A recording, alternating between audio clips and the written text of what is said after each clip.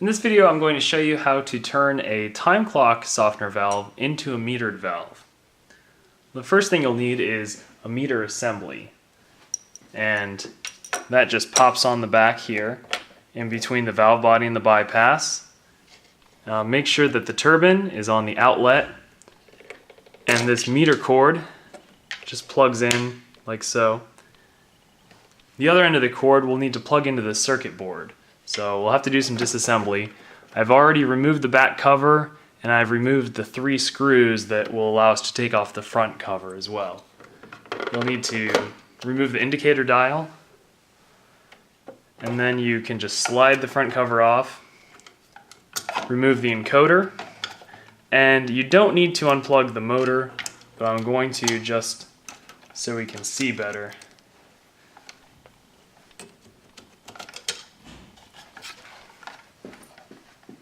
You'll see right here it says water meter. That's where we're going to plug the meter assembly in.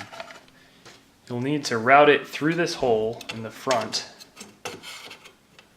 It's going to go right here in the cord grip with the power cable.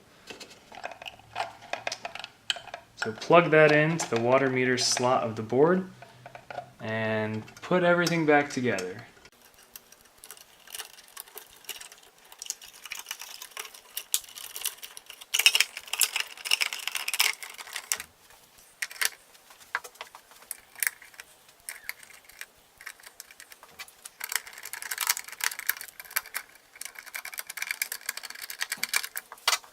Now you'll notice I did not put the cord grip back in here yet.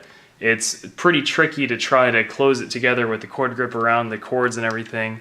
So the easiest way we found to do that is to put the front cover back on, then to put the cord grip on the cords afterwards, and use a pair of pliers to squeeze them together.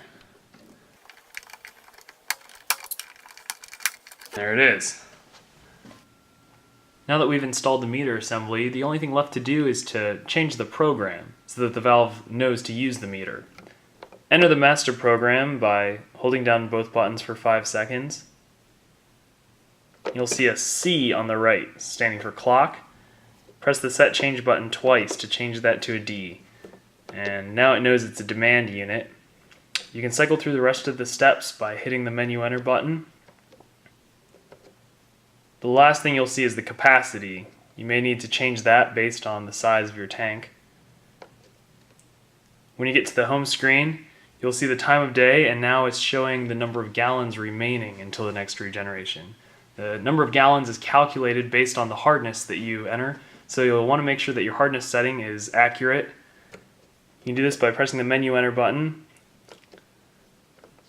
You'll see H dash and then a number. You'll want to change that number to your actual compensated hardness. You can do so by pressing the set change button.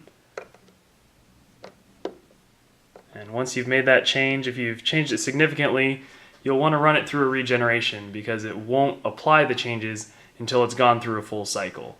So once you run it through a regeneration, it will show you a new number of gallons remaining until your next regeneration. And you're all set.